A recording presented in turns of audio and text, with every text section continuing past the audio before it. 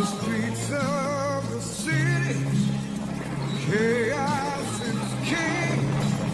The world is on fire as freedom takes free.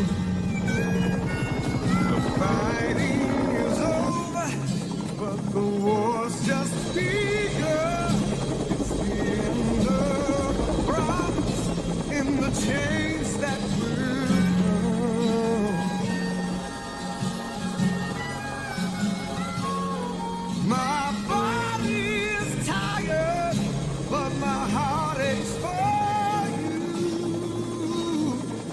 For the souls of your country and what we put you through.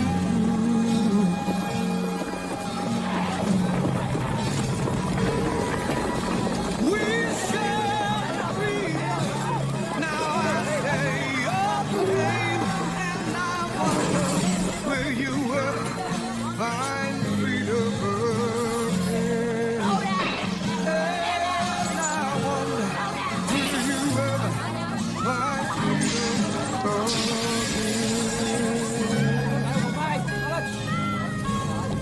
Will you find freedom again?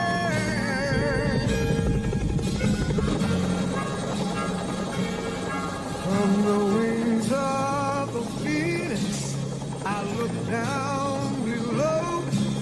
The jungle still green and the river still flows.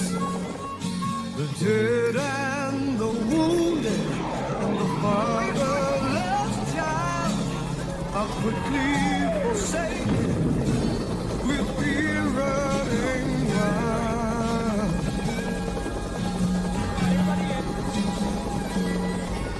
The battle is over, but one flag still flies. It's the love of freedom I see in your eyes. When brother fights brother, no one can win.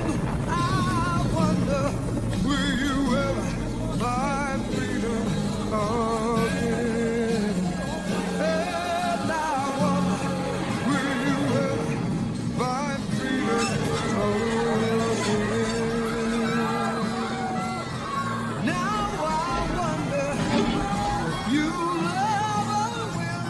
I wonder, will you ever find freedom again?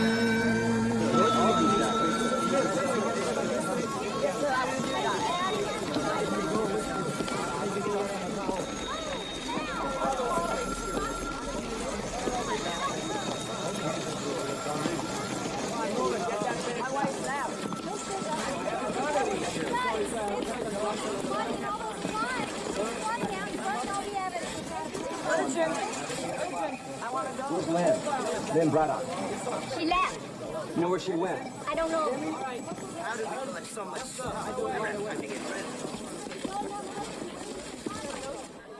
Lynn, is your man really take you to America? Yes, of course.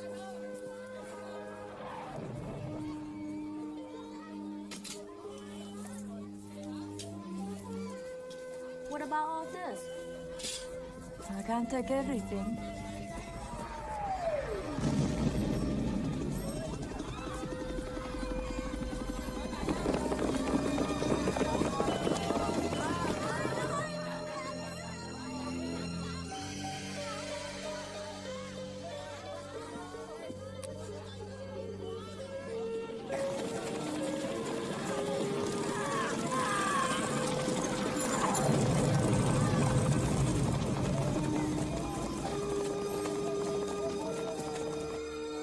What about this? Yes, take it. Take anything you want.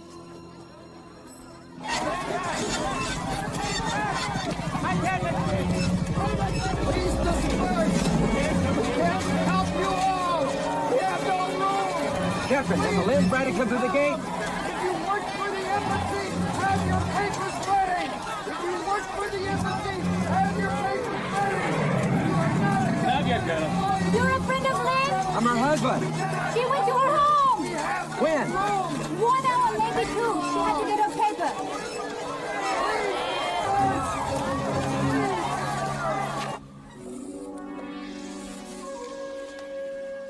The dress is so beautiful.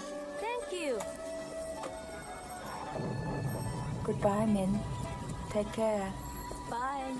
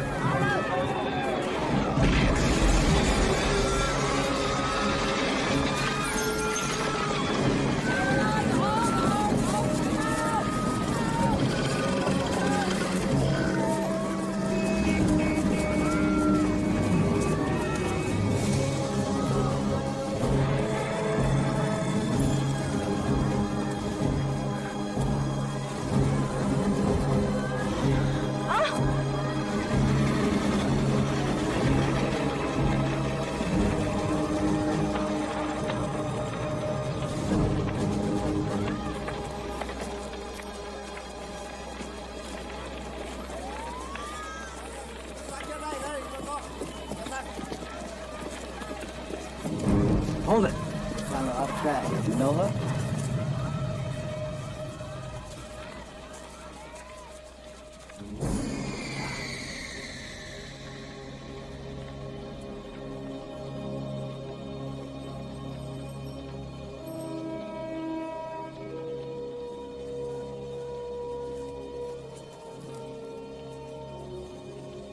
Chạy đi, tầm bảo đi nhanh chứ.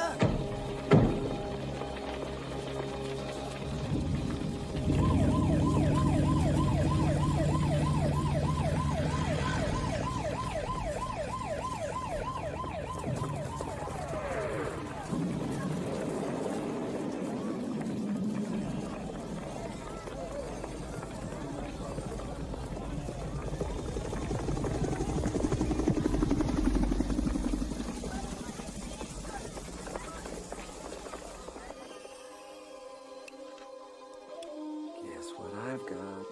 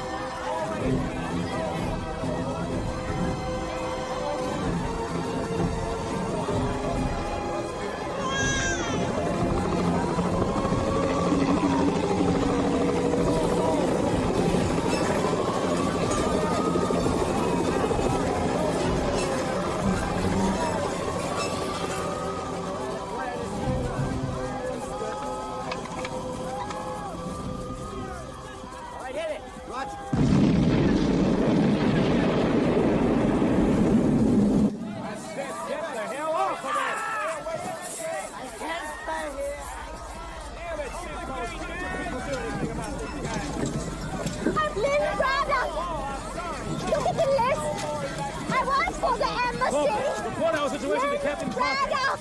Captain! What is it? She said she's on the list! What name? Liz Braddock! I'm a translator for the embassy! Give me your papers. I lost them! They're stolen! Oh, come. Please! I need your papers. I told you! Somebody stole them! Of course you have to believe Well, me! there's nothing I can know about that. What? Please, Lynn! Look at the list! Reynolds. Get a phone, please.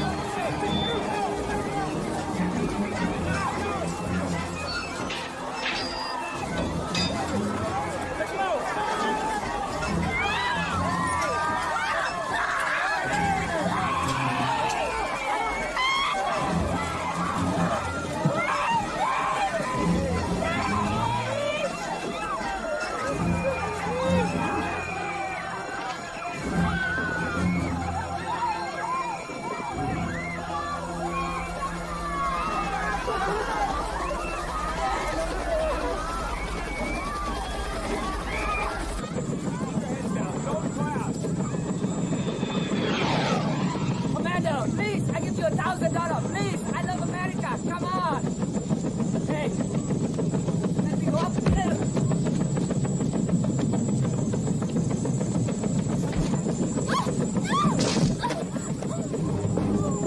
Hey, I just got my come on. Let me go. Hey, take off.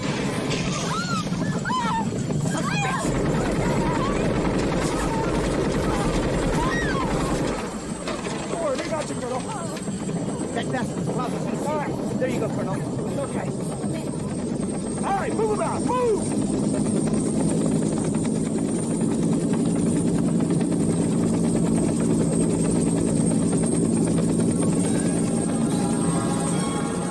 No medals, no ribbons, no welcome parade.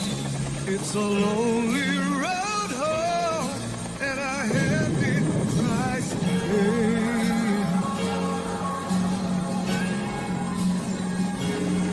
Now I say a prayer for those that remain, and I wonder will ever find freedom again.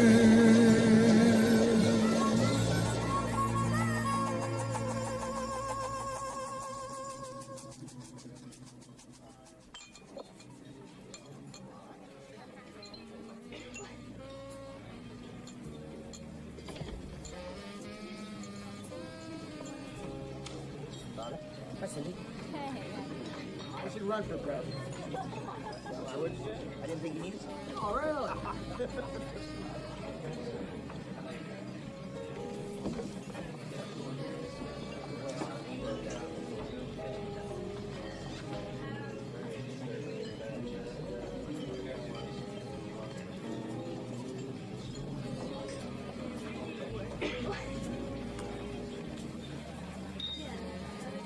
Mr. Braddock? That's right. Colonel James Braddock? What can I do for you? Could I have a few moments of your time? Sit down. Thank you.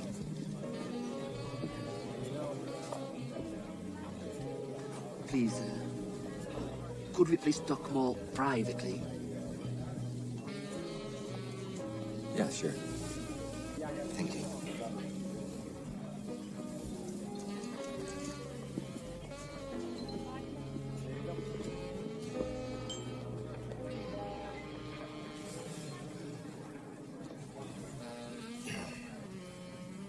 Would you like something to drink? No, thank you. I'm Reverend Polanski from the American Children's Mission in Vietnam. Occasionally I come to this country to raise funds for the mission.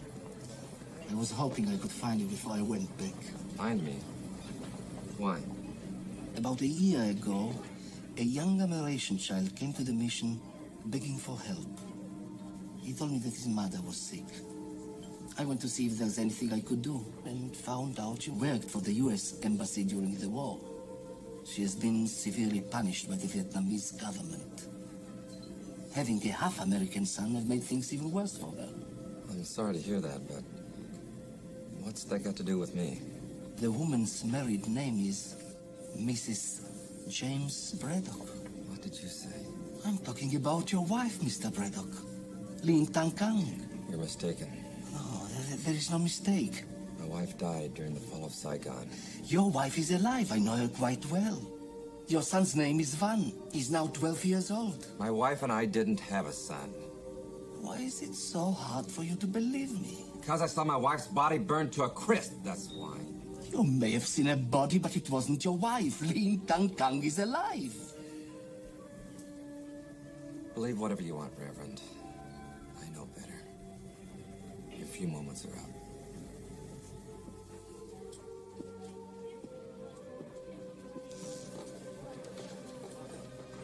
Oh, they got this great place in Georgetown.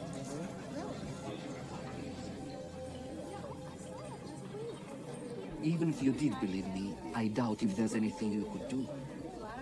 I've already gone to the State Department and they will do nothing. But I had to let you know. Goodbye, Mr. Braddock. God be with you.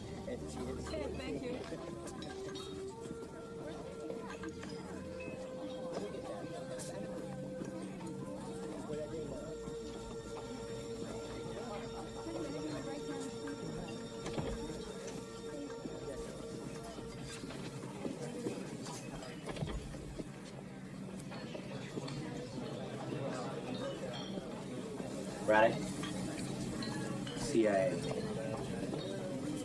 Please come with us.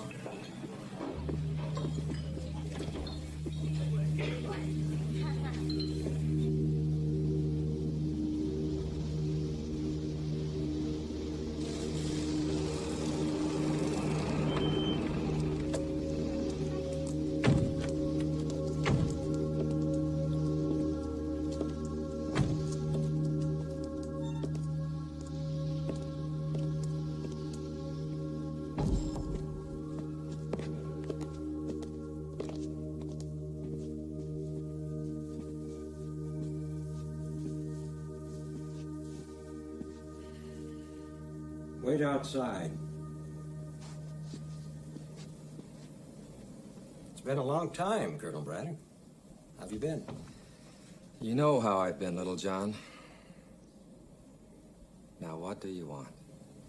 You just met with a Reverend Polanski. So?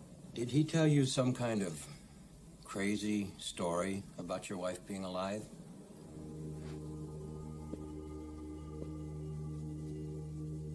Is it a crazy story? Of course it is.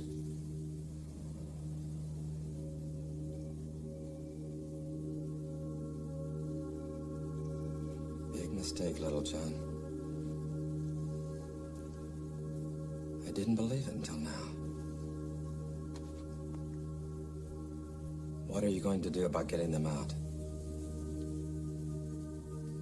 Nothing. If I don't get them out, they're going to die. People die every day. Braddock, I'm warning you, don't step on any toes.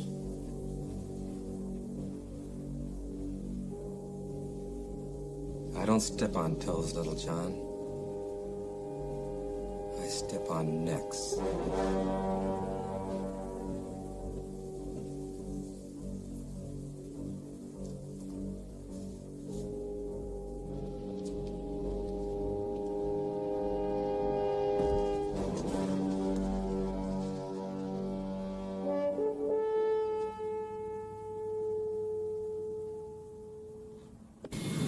Welcome to Bangkok. We hope you enjoy your flight and will fly with Thai Airlines again.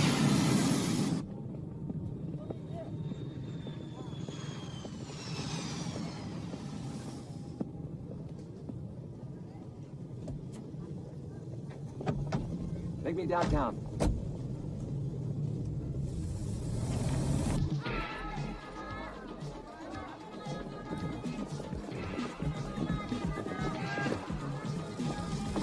What's that, please?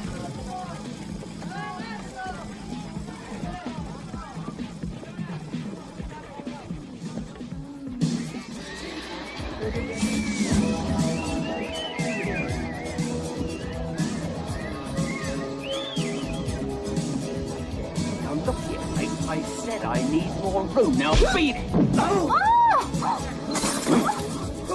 Oh, yes, you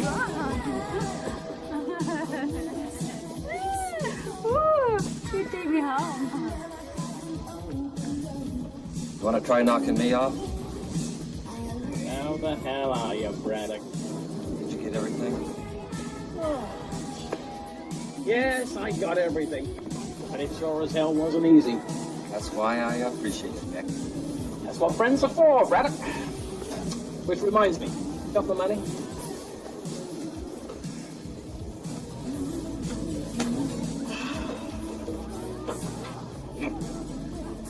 Let's go. No. No need to hurry. Plane won't be loaded for several hours yet. We got a long drive out of town. Oh shit, here comes trouble. Go get the car and pull out front. Okay. Hey. You're not going anywhere, Mickelcheck. Take him to the car. Jeez. Hey, what's hey, watch my beard, man. Hey, I warned you, Braddock, not to fuck with us. Don't try to stop me, little John. You're stopped. Come on.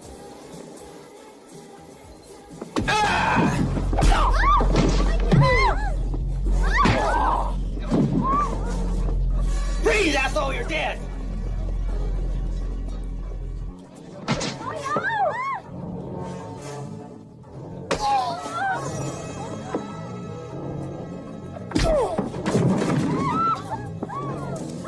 Excuse me, girls. Braddock!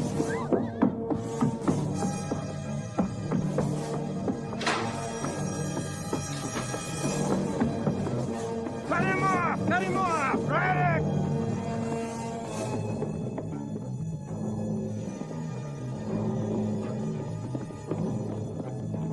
Braddock! Stop right there.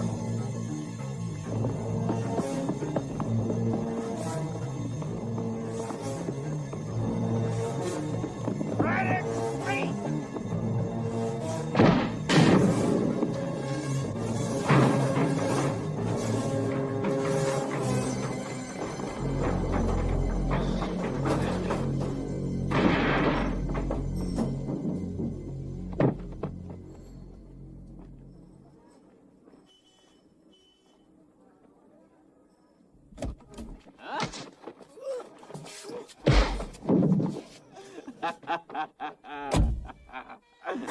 You actually made it.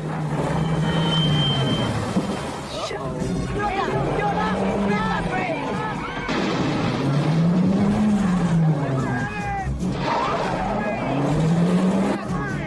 cars! Go after him! Hit it! Oh no!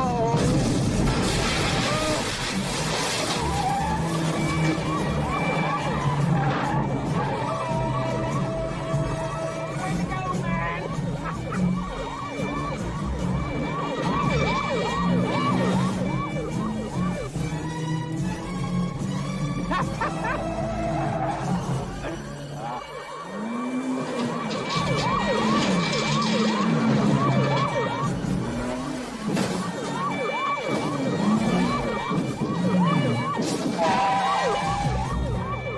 Jesus, couldn't you line up just a teeny bit? I mean, I gotta live here. You got a one-way ticket out. Oh!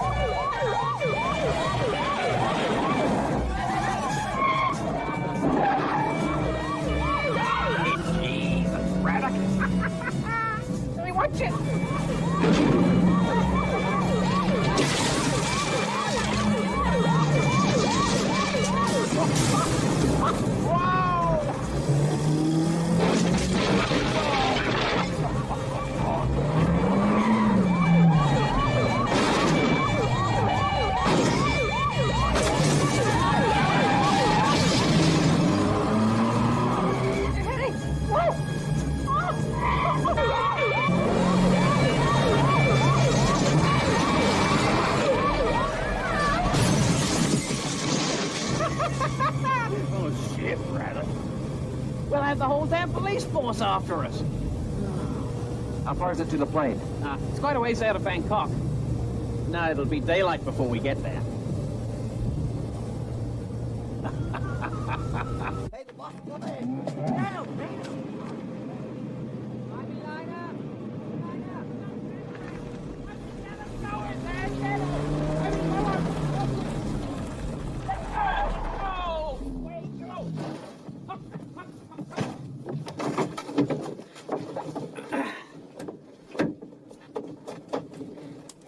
You sure this thing will get off the ground? Oh, relax, mother. Sit back. Enjoy the ride. We just like Coney Island.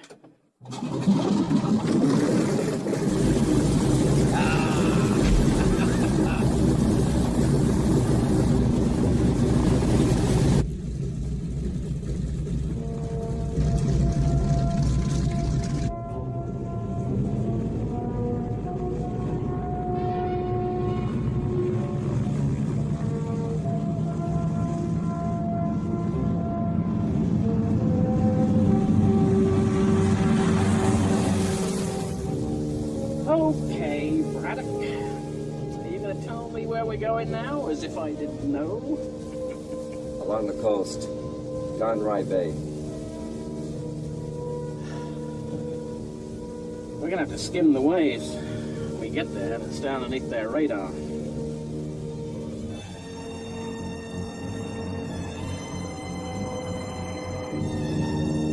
Hey, Braddock, you done so fine. Why don't you take the controls, eh? Give me a rest. Let's see if you can fly as well as you can drive, eh? It's been a long time. You can do it. I tell you, it's a lot calmer up here than it is in your automobile.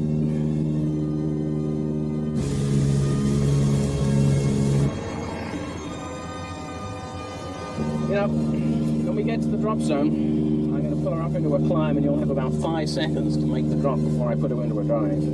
I'll need 10 seconds. Well, if you're a good boy, I'll give you 10 seconds.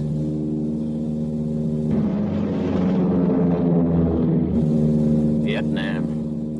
I never thought I'd be coming back. I guess we never really can leave, can we? Ah, come on, get your ass back there. I'll take it.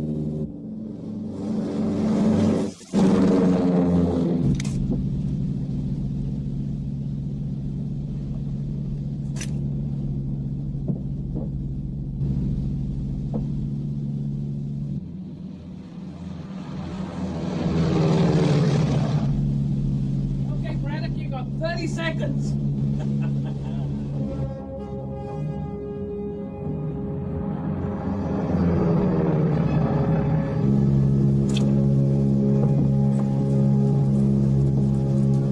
Good luck, Mother.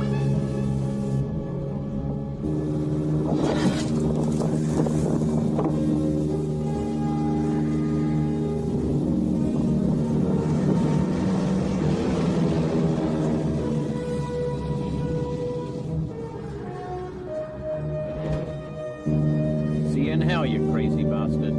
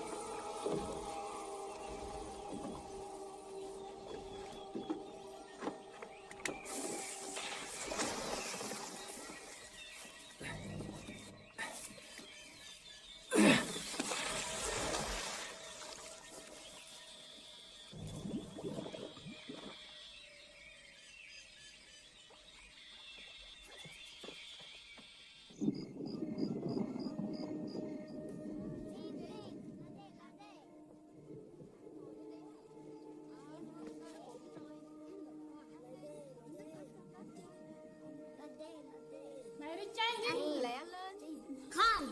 Ngồi tao đó vậy. Em ngồi. Cầu nguyện đi. Let us each give thanks in our own way.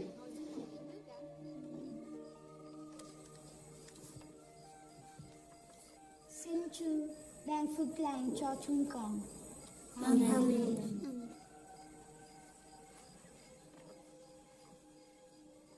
Thank you, Father, wise and good, for home and friends and daily food. Bless, dear Lord, the food we take, and keep us all... Oh, my God. And keep us all home and safe. Amen.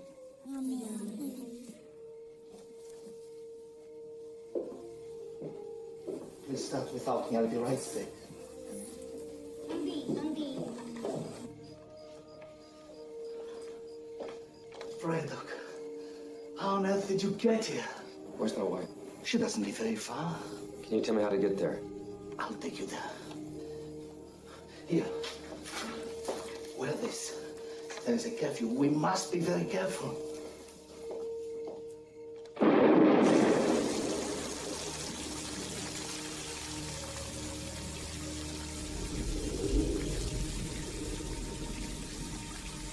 I tried to tell you how bad it was. You better go, Reverend. And thanks. Good luck. God bless you.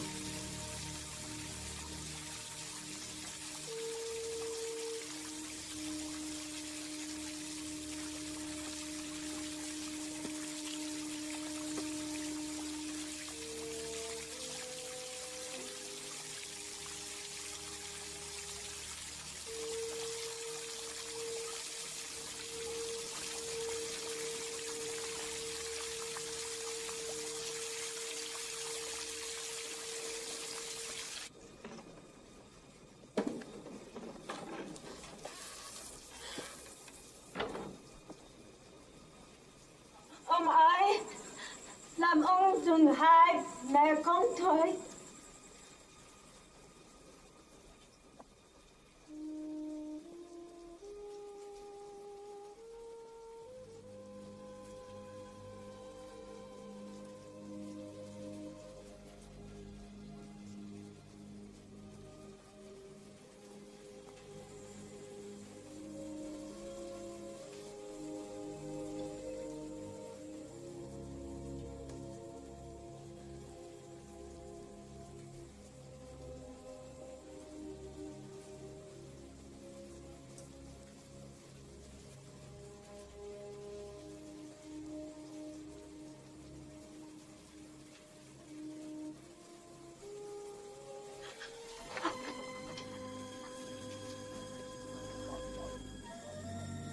I didn't know. I thought you were... It's not important. I prayed you would come for us. And you are here. That is all that matters to Von and I.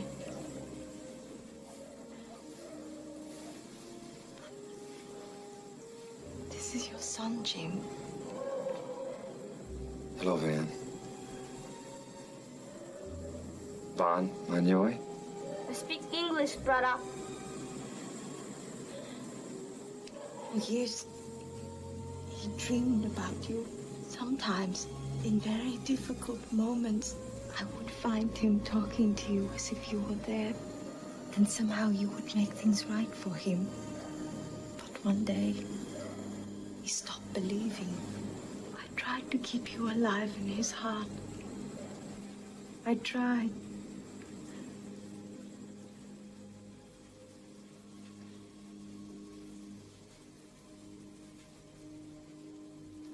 I guess I know how you feel, Van. Thinking that I deserted you and your mother, but I want you to know that Von, please. if I'd known that you and your mother were alive, there's nothing in the world that would have stopped me from coming for you before now.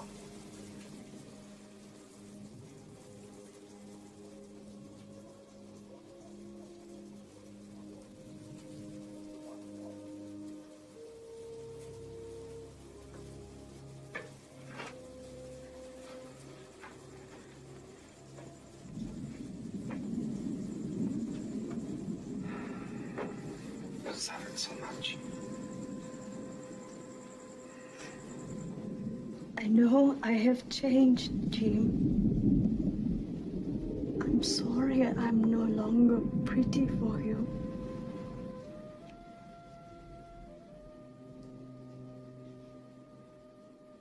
You'll always be beautiful to me.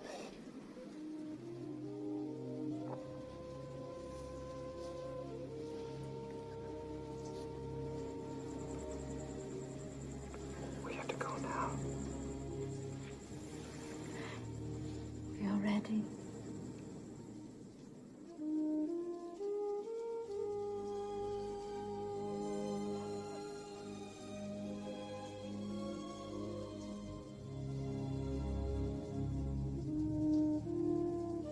Dimautikon.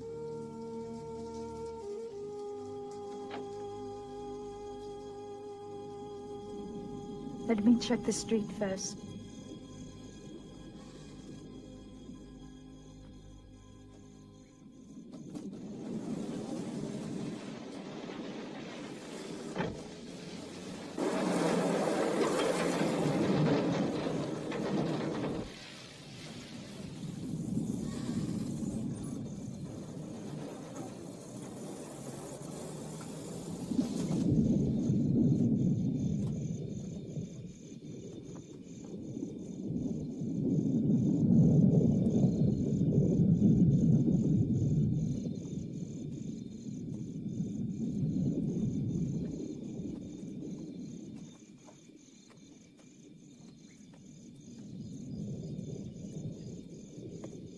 Man, hurry.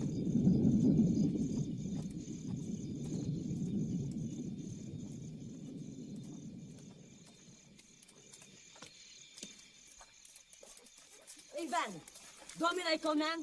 Con mắc mơ gì tới mày?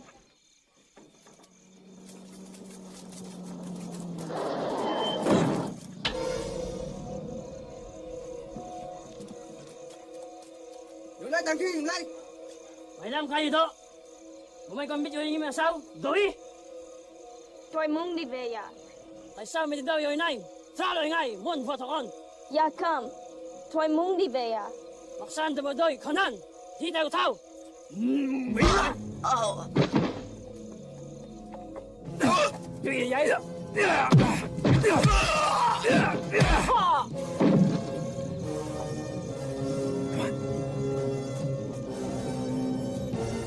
Hurry, hurry.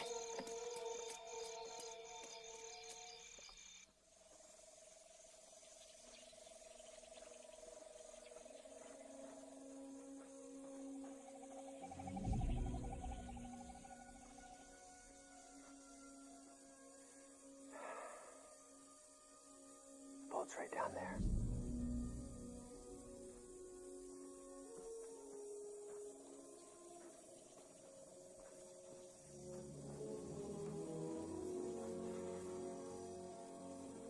It might be a tight squeeze, but I think you're going to enjoy the ride, Dan. If you say so, brother.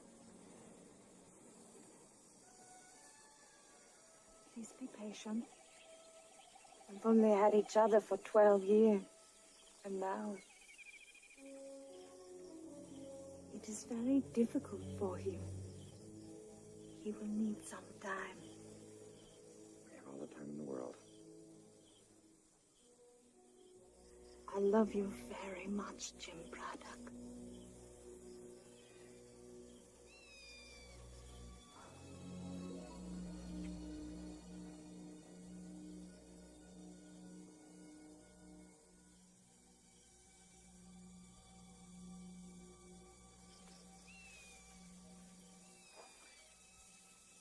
I think I should talk to her son for a moment.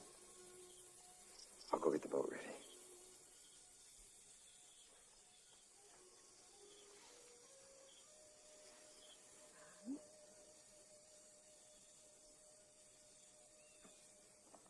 Van Oy, everything will be all right.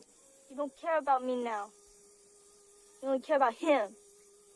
It is not true. It was our love that brought you into this world. Your father loves you as I do. If you will only give him a chance. Please drive on.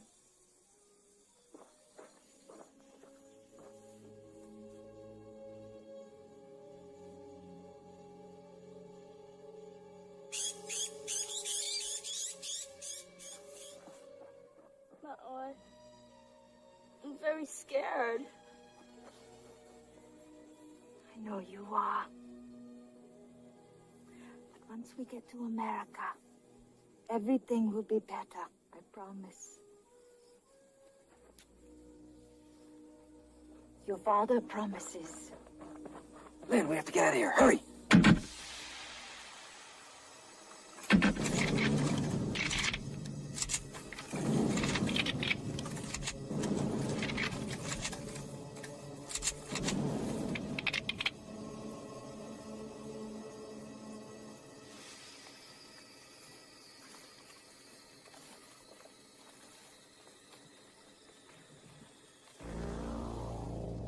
Foolish. Your lamb. Very foolish to come back.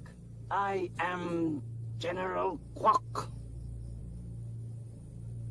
How do you do, Madam Braddock? Banyoy. And this must be your son, Bang. Very good-looking boy. When I received the report that a strange-looking boat had outrun my gunboats and heading towards Ho Chi Minh City, I took the privilege of assuming it was you, Colonel Braddock, since Reverend Polanski had just returned from your country. But now, Braddock,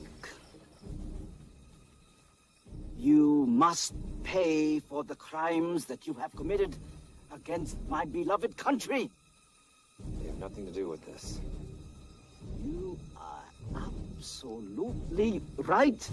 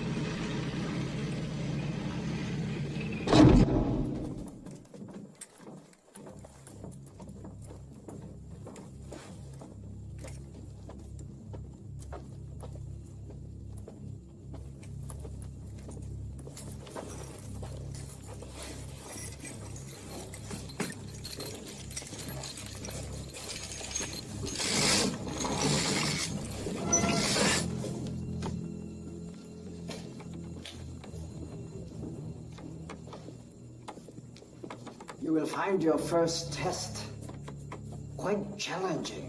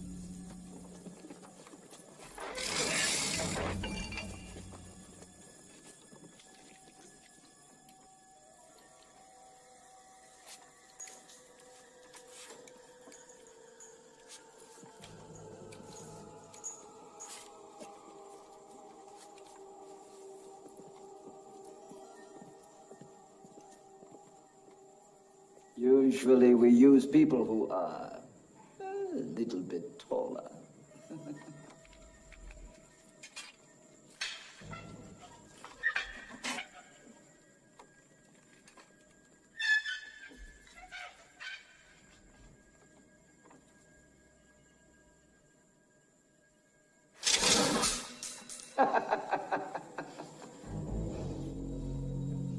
I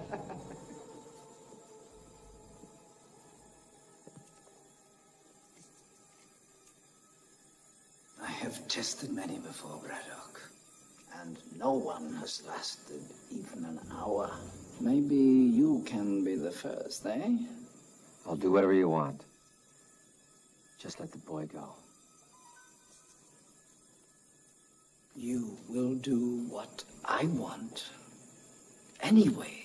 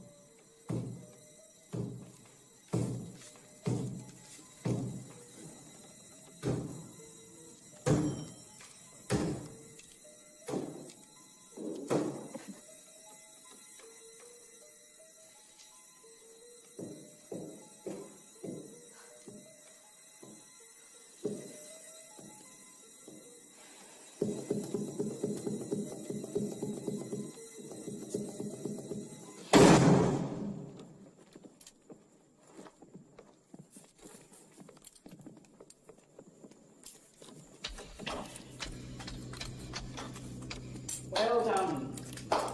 Well done, Colonel Braddock. You are every bit as tough as your reputation. I like that. I like that.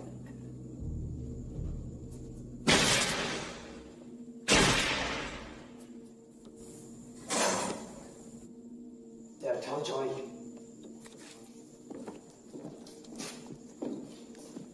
You have not disappointed me, Braddock.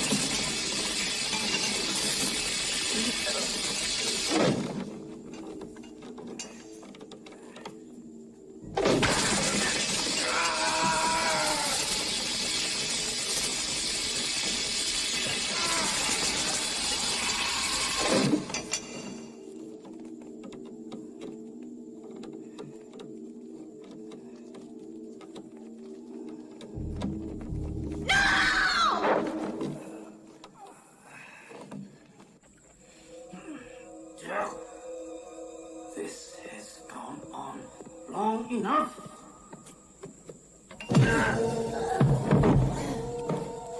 Conan! Conan!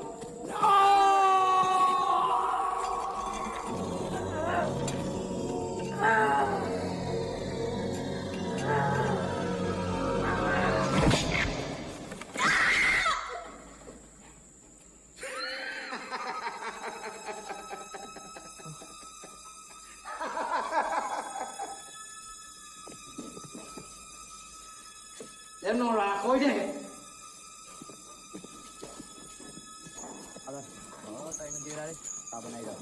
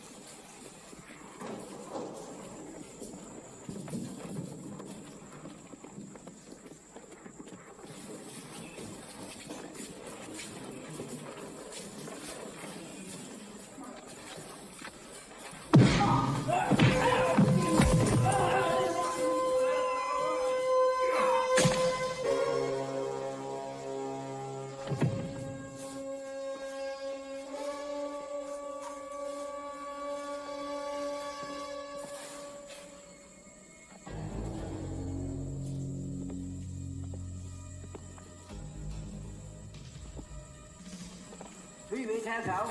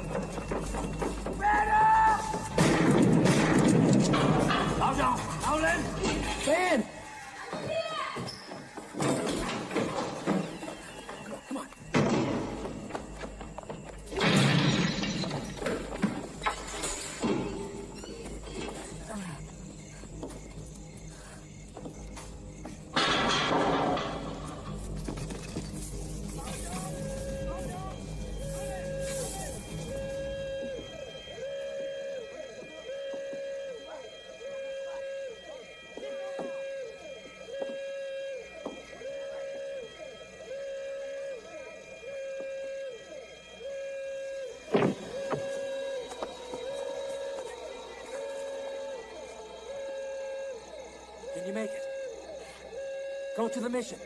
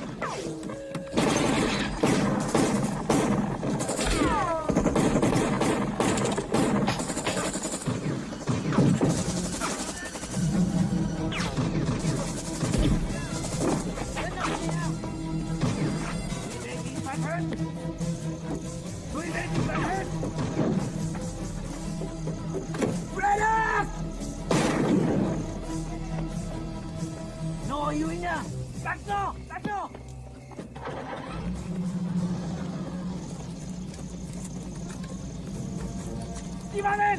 Đi vào lên! Đi vào lên! Đi vào lên!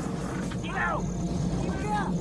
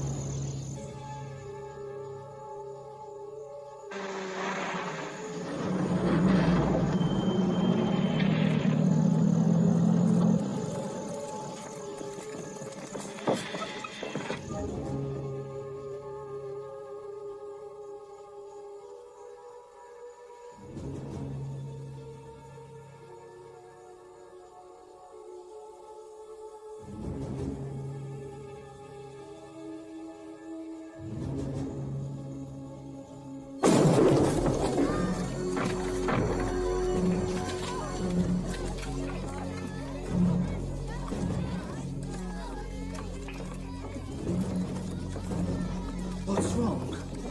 What are you doing? Where is Braddock? Where is Braddock? I don't know where Braddock is, General. You lie, priest. You lie. We know you have Braddock. You must be mistaken. You're there. You lie. Perhaps a change of environment will help you to think more clearly.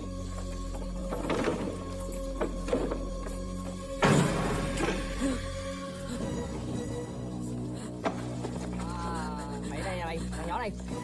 Đi đây. Mày làm gì đây nè? Mookie ai?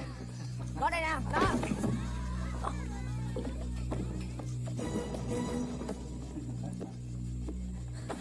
Mookie ai?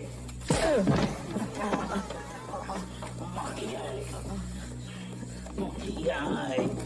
Take him! Magnolia! Mountain! No, I can't leave my children. They need me. Of course. Năm đâu sầu riêng con vội vơi, 20 năm đâu quý là bao. Ôi là bao, đôi trong cùng là thế. Ôi là thế, đôi trong cùng là yêu nhau. Có bao nhiêu 60 năm của tớ, 20 năm đâu tình trường không bao lâu, 20 năm đâu quý là bao. Ôi là bao, đôi sống không là thế. Ôi là thế, đôi sống không là yêu nhau. Người có điều gì tình trường không bao lâu, 20 năm đâu tình trường không là bao, thế là bao. Đi hả chị? Đi tụi bay con được ạ? Con hả? Lê ru buồn nghe manh mông nghe lý chê lạnh. I would not want to separate you from your half-breed American bastard children. Take them all! Take them all! Mountain! Mountain! Back in! Swing off! Mountain! Mountain! Mountain!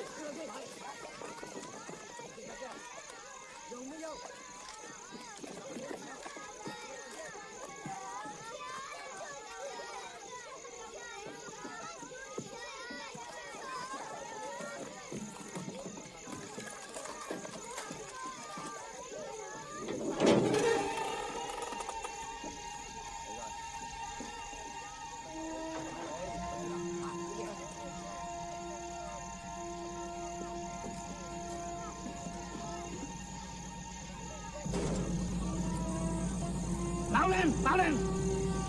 Xem chui nọ chui! Cỏ đau nhà! Freeze! Cho new home will be going to half prison! Mau lên!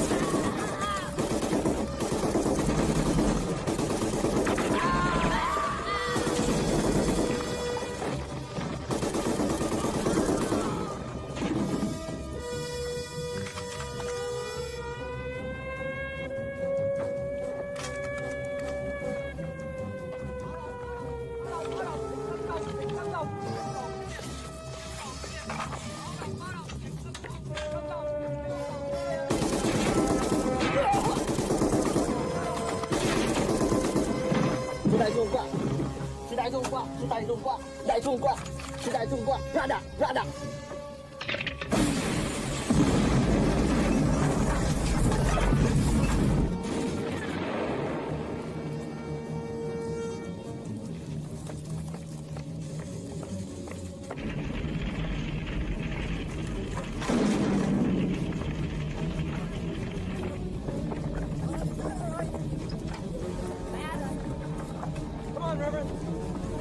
Thank God, Brendan.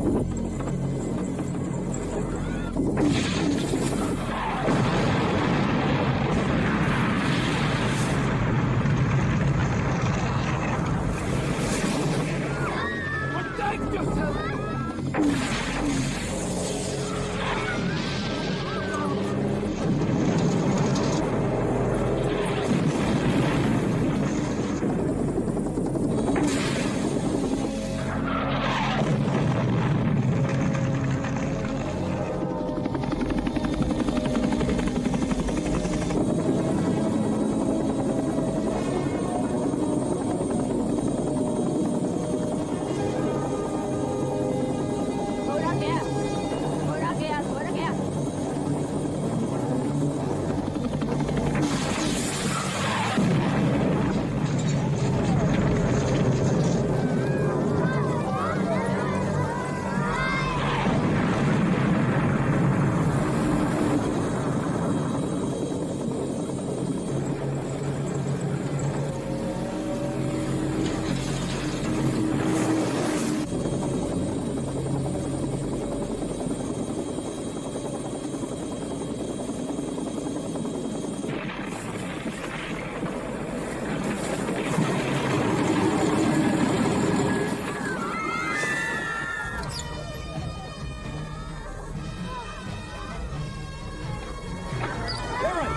kids out of here.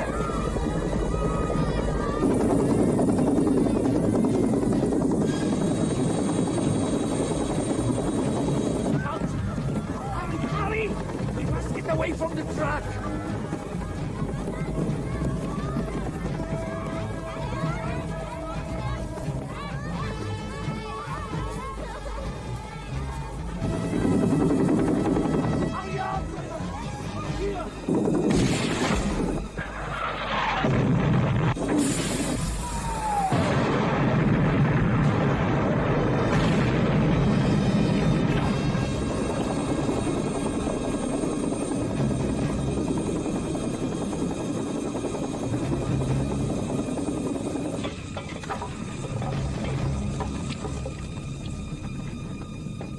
Get out, Reverend!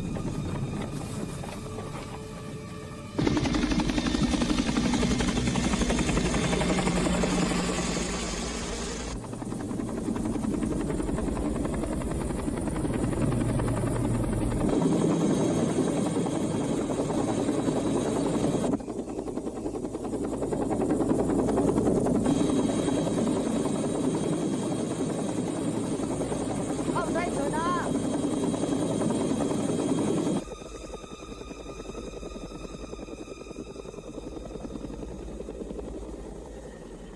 It's okay.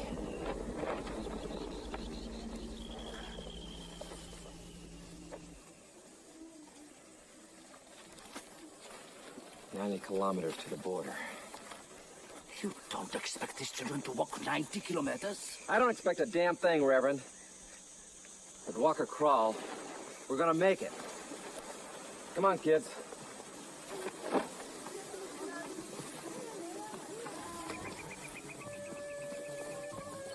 Come on, Reverend.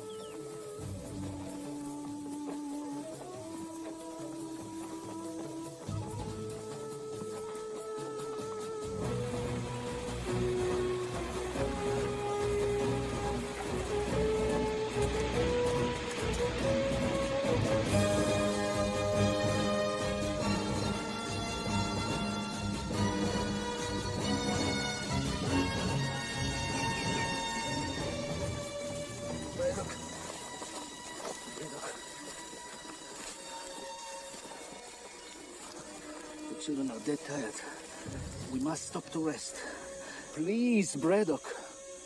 You're not very strong.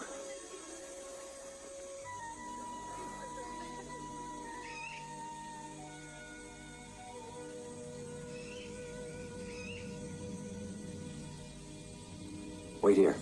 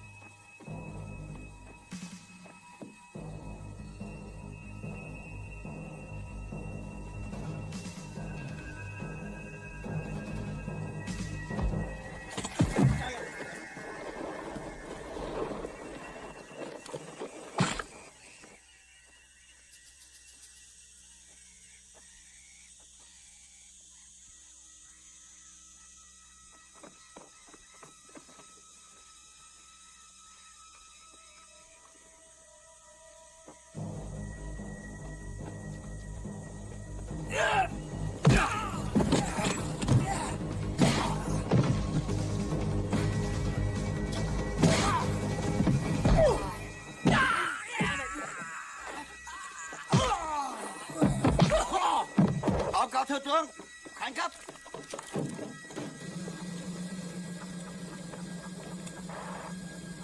Thằng Mỹ tấn công mạnh quá thiếu tướng. Cái gì? Khẩn cấp. Thằng Mỹ tấn công. Khẩn cấp. Braddock! Braddock! Mugi ơi! Mugi ơi! Đi ngay! Đi ngay! Bay lên! Bay lên! Braddock!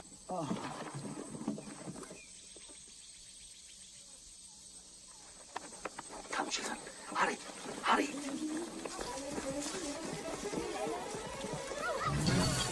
Come, children. Be careful. Be careful. Don't hurt yourselves. Come. Go on, go on. Oh my. Oh my.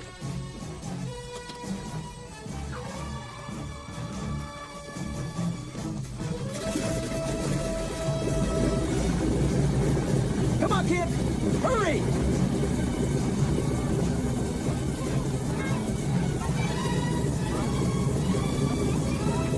Hurry!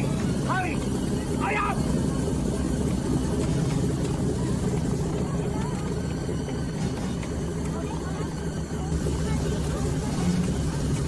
Almost!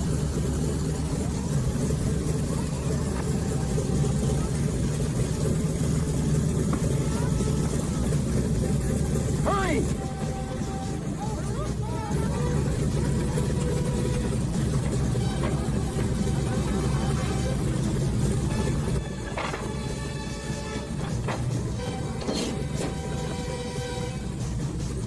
Sit down and hold on!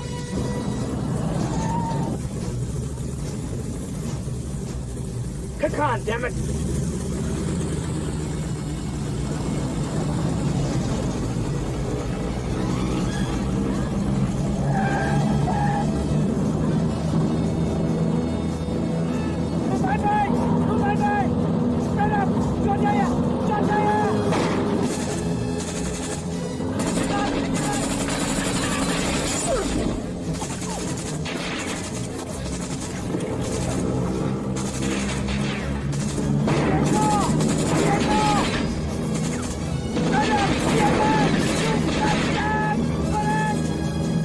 Come on! Get back! Get back! Hold on!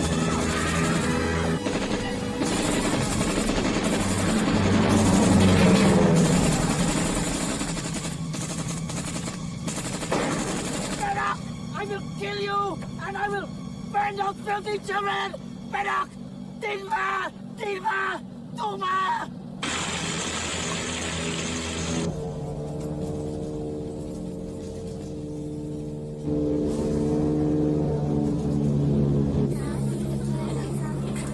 Hold on.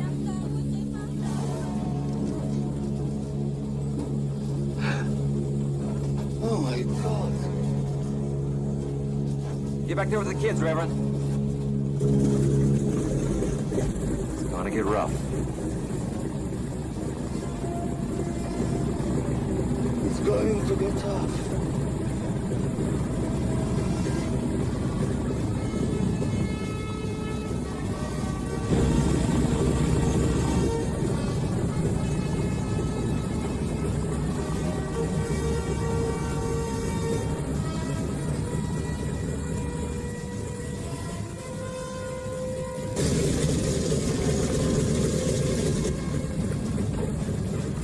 Mayday, mayday, mayday, mayday. This is Colonel James Braddock, calling American Military Assistance Command. Come in. Mayday, mayday. Take a seat. Mayday, mayday. This is Colonel Braddock. I'm in a crippled C-47. I have a plane load of American children. Losing fuel. I'm approximately 80 miles east of the Thai border. If anyone can hear me, please transfer this message to the American Military Assistance Command. Is everyone okay back there? Are you okay? I'm fine. How are you? I'm fine too.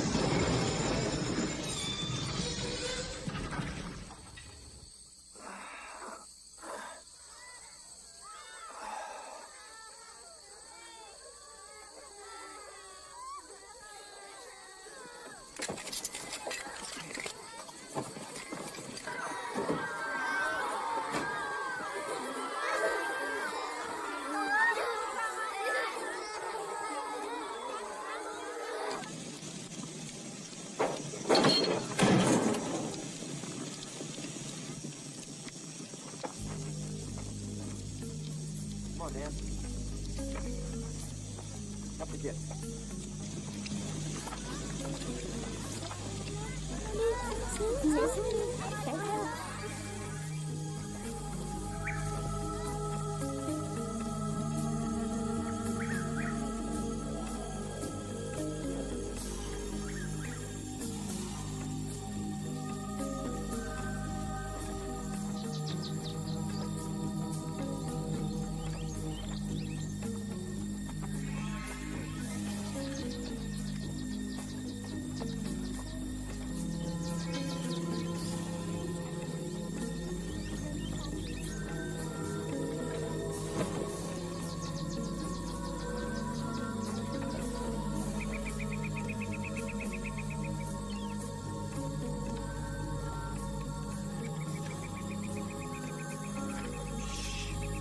Everybody down. River.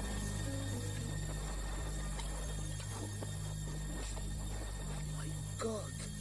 Braddock, there's the border. As soon as I take the guards out, you get the kids over the bridge as fast as you can. Did you hear what I said?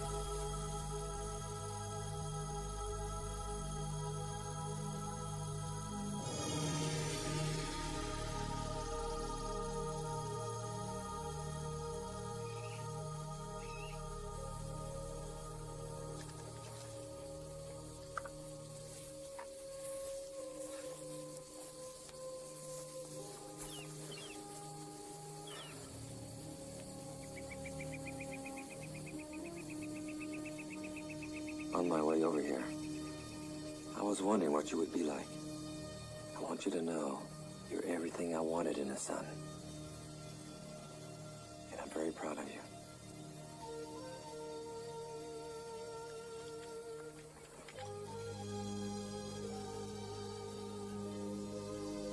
I love you.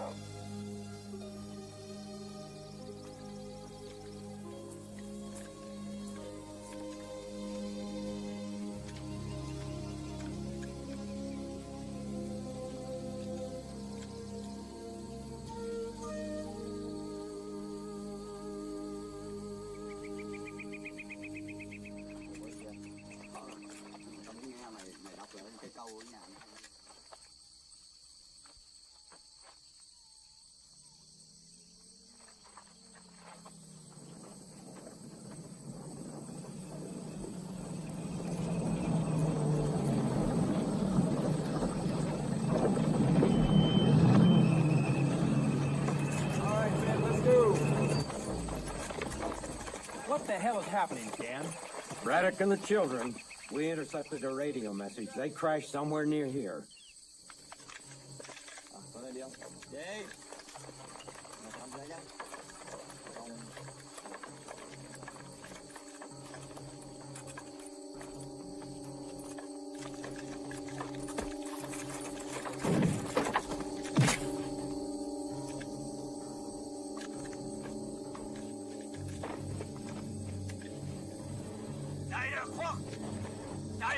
Tuân lệnh đồng chí.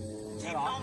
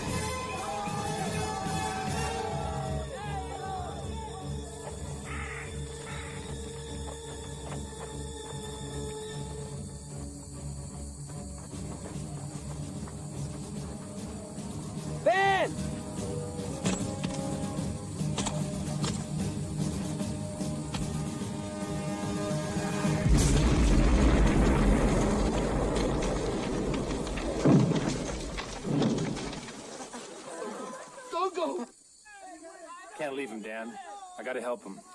Leave it alone, General. He's on his own. No one crosses the border.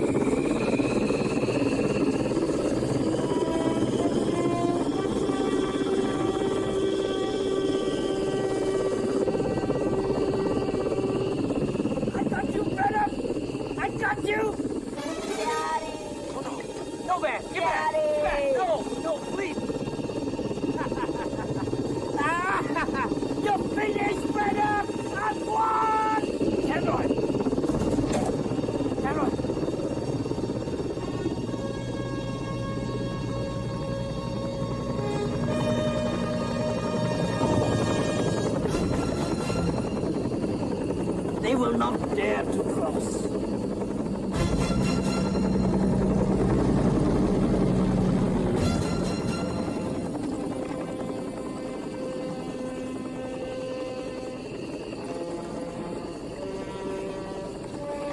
What's he doing?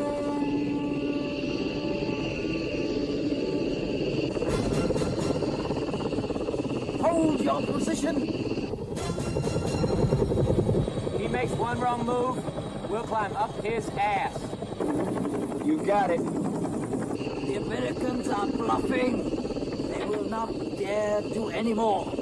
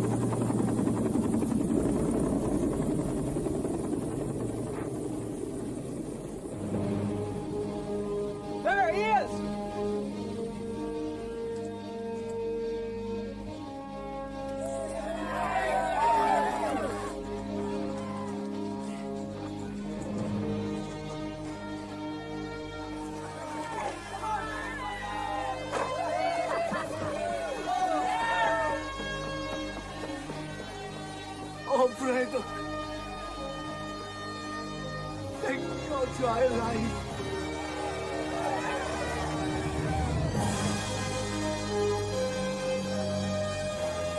Come on, sir.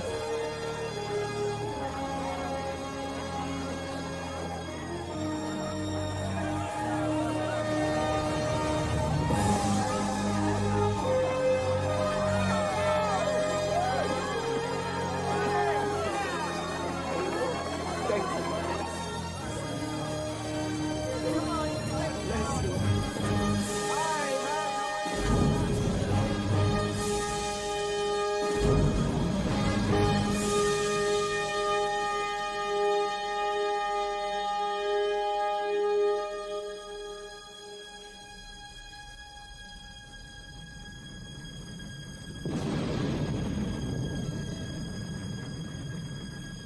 can see the love of freedom shining in your eyes.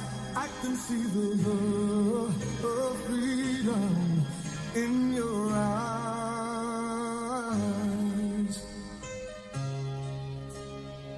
Oh,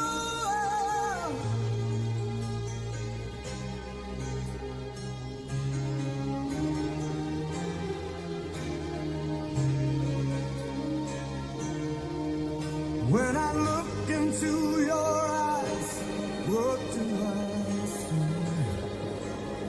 It is the love of freedom staring back at me. I can almost see the eagle. In a time filled with fake promises, one night changed how the world saw everything. Israel, known as the so-called unbeatable force, watched as its skies were broken by Iranian missiles. And with those blasts, the silence that had covered the Muslim world for so many years was broken. This was more than just an attack. It was a loud message, a message full of strength, honor, and awareness. This video is not just another update. It's a truth they never wanted you to hear. The truth the media hides, the truth division tried to bury. This isn't only about Iran and Israel. This is about the whole Muslim Ummah. It's the cry of suffering from Gaza, from Palestine, from Syria, Kashmir, Burma, every place where blood was spilled and voices were shut down. And now one country stood up, not for fame, but for purpose. In this video, you'll hear what many fear, see what the media avoids, and understand what could bring a broken nation back together. So don't turn away, watch till the end. Every second, every sentence is a key to something bigger, something that could open your eyes forever. This isn't just truth, it's a harsh reality that could change everything. For many years, Israel created an image of being unbeatable. With the latest technology, full American support, and a sharp intelligence network, it showed the world a picture of a stronghold no one could ever break. Its Iron Dome was not just protection, it was a sign of power, a badge of pride. Israel made itself the boss of the region, warning any enemy not to try anything. But then, one night, that image was shaken badly. The belief in its endless power was broken, not by huge numbers, but by accurate action. Iran didn't need to destroy everything. It just had to hit the right place at the right time with the right message. And that's what happened. That night, the world saw missiles break through layer after layer of defense, not randomly, but with scary precision. The strikes didn't only damage physical buildings, they crushed the belief that Israel was always far ahead. For the first time in many years, sirens in Israeli cities weren't just part of drills. The fear became real. The Iron Dome, the pride of Israeli defense, failed. The same system, shown to the world as unbreakable, showed that it wasn't perfect. Just a few hits were enough to make the world question what they were told about Israel's power. The feeling of superiority began to disappear, replaced by shock, silence, and confusion. This wasn't about maps or borders, it was about mental power. Israel used its image to keep others in fear. It didn't always need to fight. It only had to make people believe they had no chance. That belief is what got destroyed. Iran didn't just launch weapons, it launched courage. It challenged the idea that Israel could act however it wanted with no reaction, no limits. Iran didn't do this through angry speeches, it used smart and planned retaliation, the kind of answer that makes even the most powerful stop and think. For some people, this was just a fight between armies. But to those watching with careful eyes, it was a turning point. A moment when things shifted, when David stood up to Goliath, not with rocks, but with courage and timing. Israel's image got hurt. And that injury brought with it something even deeper, doubt. Doubt in the minds of those who always supported it. doubt in the West's power circles, doubt in the hearts of those who once thought fighting back was useless, because once the untouchable gets touched, the entire game changes. This is what pride looks like when it's faced with reality. This is what happens when arrogance is answered with strategy. Iran didn't destroy Israel that night, but it did something far more dangerous. It exposed the lie. It showed the world that even the strong can be hurt. And that gave hope to every nation, every group, every soul that had been silent under the weight of fake power. That night became like a mirror. And in it, the world didn't see Israel's greatness. It saw its limits. When Iran fired those missiles, it wasn't just a war move. It was a strong message written in the language of power. Each missile, each target, every second, it was all done with meaning. This wasn't madness. It was message. Iran wasn't acting out of wild anger. It was saying something important, that independence, respect, and fairness are not up for discussion. That when red lines are crossed, staying quiet is not the only option. That the oppressed also have a voice, and sometimes that voice sounds like thunder. For years, Iran has faced punishments, warnings, and lies from the media, but this moment wasn't about payback. It was about standing tall again. Iran's attack wasn't about flexing its muscles. It was about declaring, we see what's happening, and we are not afraid anymore. This wasn't war just for war's sake. It was self-defense mixed with bravery. Iran understood the dangers. It knew what could happen next. But even then, it chose to rise. Because sometimes in history, bravery matters more than careful planning. Some moments demand that a country hold its ground, even when the whole world is looking away. Iran didn't do this for claps or cheers. It did it to raise awareness. It wanted to shake the world out of its fake silence, to make people feel the truth that's been buried under politics and media stories. Iran's message was also directed toward the Muslim world. It was a call to wake up, a shake to the hearts of nations that stayed quiet. It wasn't just a missile strike. It was a reminder that fighting back is not only possible, it's needed. That justice doesn't ask politely, it demands what's right. Injustice has gone on for too long, dressed up in fake words like peace and diplomacy, while children die and homes become dust. Iran's message was loud and simple. The days of only one side suffering are over. The story no longer belongs to the powerful. It now belongs to those brave enough to take a stand, even when standing comes with danger. To the West, Iran's message was even sharper. It said, we hear your threats, but we don't fear them. It said, you can block us with money, but you cannot break our will. The attack didn't just reveal weak points in defense systems. It also revealed weak points in morals. It made Western powers question themselves. It made them wonder if they are still in control. It reminded them that while they were busy creating stories to tell the world, others were quietly building bravery. This moment wasn't just about Iran. It was about every cry that went unheard. Every grave without a name, every mother who lost her child to bombs painted as justice. Iran spoke up for all of them. And by doing so, it rewrote the rules, not just of war, but of truth. Because sometimes the strongest message is the one that doesn't need words. Just silence that breaks through all the lies. The night Iran fired its missiles at Israeli targets, something even louder than the blasts echoed around the world. Silence. Not the peaceful kind, but the heavy, nervous, confused kind. The kind of silence that shows people are too scared to say what's true. When the news came out, there weren't emergency meetings by Western leaders, there were no hashtags, no worldwide messages of support, no loud voices talking about freedom and democracy. The media stepped carefully, the politicians paused, the powerful stayed quiet, and in that quietness, something huge was shown. The world was not ready for this. The truth is, They never thought Iran would act like this and actually pull it off.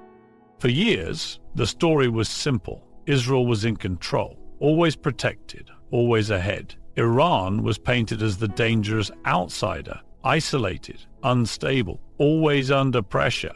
But that night flipped the story. Iran struck with purpose, and the old reactions didn't work. There was no quick group of allies joining in protest, no easy way to defend Israel with the same tired phrases. Instead, there was shock, and that shock said a lot.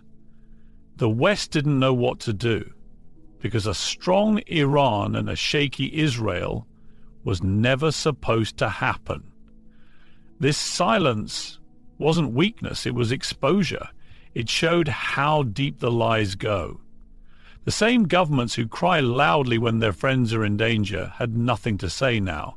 The same people who demand fairness when a Western country is hurt suddenly chose silence and delay. But the people watching, Muslims, the poor, the unhurt, they saw everything. They saw the double standards clearly.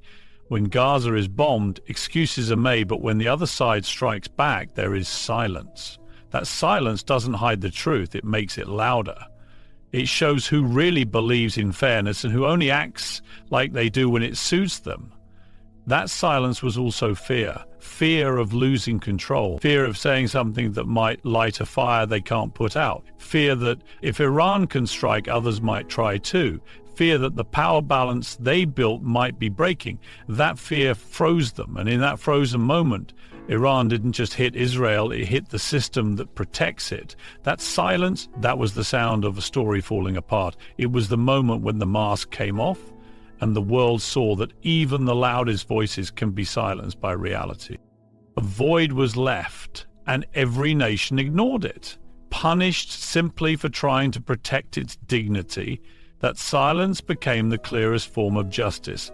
The West couldn't brush off this moment. They couldn't bury it with news stories or cover it up with other issues. They had to face it. And in doing so, they showed how uneasy they were with a truth they could no longer hide. Because silence isn't always peace. Sometimes it's accepting a truth they never wanted to confront.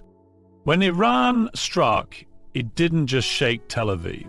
It sent shockwaves across the Arab world. It rattled every quiet capital, every comfortable ruler, every nation that had made peace with the same spirit that had once broken the silence. For years, injustice went unchecked. Many Arab governments chose deals over resistance, silence over standing together, and agreements over honor. They saw Gaza burn, saw children buried in ruins, watched history being rewritten by the West, and they said nothing. Some even clapped for Israel behind closed doors, thinking that supporting the powerful might protect them. But when Iran fired those missiles, the silence around the world suddenly grew heavier. That silence became a mirror, showing the betrayal felt deeply by the Muslim people. Iran's action wasn't just against Israel. It was a direct challenge to the Arab governments that had turned away while Palestine cried. It exposed the fear of those who claimed to lead in the name of Islam, yet remained quiet while injustice raged on. It revealed that while towers were being built and treaties signed, the soul of the Muslim nation was crying not for deals, but for fairness. Iran didn't only use weapons, it used belief, and that belief embarrassed those who had long given up. The Arab streets didn't explode in anger against Iran, they filled with respect. The people remembered what pride looks like, what it feels like to defend dignity, to say no to oppression, even if it means standing alone. That night, millions of Arabs witnessed something their leaders haven't shown in a long time. Real bravery. Not the kind that waits for permission from the West, but the kind that speaks up when others stay quiet. The kind that doesn't hide when it sees wrong, but stands up to it. And that's why Arab leaders didn't respond loudly. Their reactions were quiet, cautious, uncomfortable, because Iran did what they never had the courage to do. It stood up to the global system. It faced a nuclear-backed power. It shattered the myth that Israel couldn't be touched. And by doing that, it made every quiet leader look smaller, weaker. It uncovered what was hidden. The strike didn't ask for approval. It didn't follow diplomatic rules. It acted. And that action brought back a feeling many thought was lost, a feeling of unity, strength, and resistance.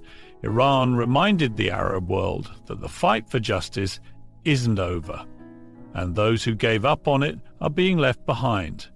The youth in the streets saw it, scholars in exile saw it, refugees in camps saw it, and now even the silent rulers have to see it. This wasn't just war, it was truth made visible. Truth that broke through oil contracts and fake smiles at summits. Truth that no government can hide forever, because no matter how many walls they put up or deals they sign, they can't stop the younger generation from seeing clearly, from realizing who really stands for justice in Palestine and who only stands for their own power. After Iran's missile strike, something unexpected happened, not on the battlefield, but on millions of TV screens. Western media, which usually reacts fast and loudly to anything that challenges their narrative, slowed down. The headlines didn't scream terrorism like they usually do. Talk shows didn't rush to criticize Iran like before. For a moment, there was silence, confusion. The media machine didn't know how to spin it fast enough. At that moment, broke something bigger. It broke the illusion that they still controlled the story. The West has long had the power to twist the truth, to hide facts, to change the way people see events. But now, that power is slipping, and for the first time in a long time, the world started asking, what if Iran isn't the villain they say it is? This didn't mean Iran was suddenly seen as a hero. It meant the facts were too strong to ignore. The precision of the strike, Iran's calm statements, and Israel's obvious weakness all made the usual lies harder to sell. It wasn't wild violence, it was smart and careful. It wasn't chaos, it was controlled resistance. The videos, the numbers, the pictures, they told a story too clear to hide, and when media couldn't twist it fast enough, they went quiet, or tried to avoid it, or showed their bias more clearly than ever. But the world noticed, people noticed, in Europe, in America, in the East and the West. They saw past the noise. This wasn't just about one moment. It was the result of years of growing doubt in the mainstream media. From Iraq to Syria to Palestine, people have seen the truth get buried and lies rise up instead. But now, with social media, independent voices and reporters on the ground, the monopoly is ending. And this missile strike, it pushed that crack even wider. People began to ask deeper questions. If they lie about this, what else are they lying about? Why are Muslim deaths treated like statistics? Why is resistance called terrorism only when it comes from Muslims? Iran didn't just attack a target, it attacked the credibility of an entire system built on controlling what people think. And in that system, the real power lies in controlling how people feel and react. So when media loses that power, when people no longer believe everything they're told, that's when truth starts to rise. That's why the silence from Western outlets was dangerous to them, because in that silence people had time to think, to hear new voices, to see other sides, and most importantly, to feel a truth that had been buried for decades. Iran's action didn't just fire missiles. It fired a direct hit at the story that's been told for years. And for Muslims, it meant even more. It showed how unfair justice has become. It reminded them that the truth doesn't need approval, it only needs bravery to be spoken and clarity to be seen. And whether the world admitted it or not, they saw it.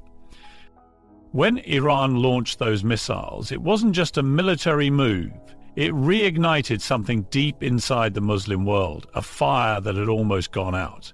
For years, the Muslim community has been broken apart by borders, weakened by politics, and poisoned by labels like Sunni versus Shia, Arab versus Persian, conservative versus liberal. These were divisions created and encouraged by outsiders to keep Muslims split. But when Iran hit back, something powerful happened. From Morocco to Malaysia, from Cairo to Karachi, Muslims looked past those differences. Social media was filled with support. Streets were filled with chants, not praising Iran, but lifting Muslim pride. It felt like the whole community remembered who they are. Not dead, just sleeping. Not defeated, just wounded. This wasn't about loving war or seeking revenge. It was about longing for dignity. For decades, Muslims have watched their people get crushed in Palestine, silenced in Kashmir, kicked out of Syria, locked away in China, and insulted by Western media, while their own leaders stayed silent. But on this night, when everyone expected Iran to keep quiet, it spoke. And in doing so, it spoke for millions who couldn't. Whether people agreed politically or not, the message was clear. You are not forgotten, you are not helpless, you are not alone. What came next wasn't a political alliance, but a feeling shared across borders. The old religious and ethnic divide started to seem small. People didn't care who was Sunni or Shia.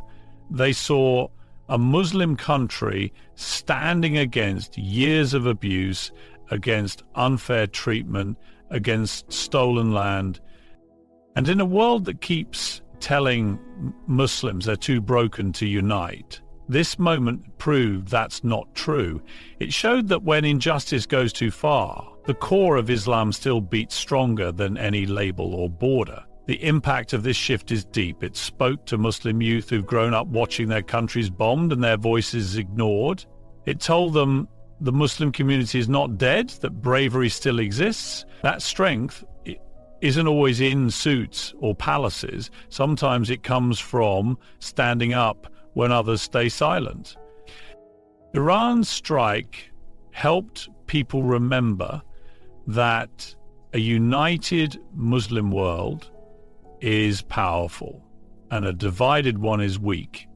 It reminded everyone that there's something even more dangerous than a weapon, and that's people waking up. Because when hearts come together, when purpose returns, when Muslims stop seeing each other as strangers and start seeing each other as family, the world changes. Iran's actions weren't just about Israel. They were about waking up the soul of a people with no borders. And the world is now seeing that awakening again. What we're watching isn't just the collapse of fake stories, it's the rise of something clearer. Iran's response to Israeli aggression wasn't just about war. It was a bold statement to a world that's been blind and quiet. It didn't just reveal weak defense systems, it revealed weak lies. It reminded silent rulers that history never honors cowards. It honors those who stood tall when the world expected them to bow. And most of all, it lit a flame inside the heart of every Muslim. A flame of honor, a flame of togetherness, a flame the oppressors thought they'd put out a long time ago, but now that flame burns brighter than ever. This moment, this awakening, is proof that no matter how dark the night becomes, truth can't stay hidden forever. Iran may have pulled the trigger, but what echoed around the world was the voice of millions, Muslims, the oppressed and seekers of truth, rising together with one message. Enough is enough. And that message has only just started to shake the world. Thank you for standing with truth, for for looking beyond the headlines, and for keeping your heart tied to justice. This isn't just a video, it's a wake-up call. A call to rise, to speak, and to act. May Allah guide us toward courage, wisdom, and unity. Stay strong, and always remember, when the world doubts you, stand firm, because the truth always finds its way.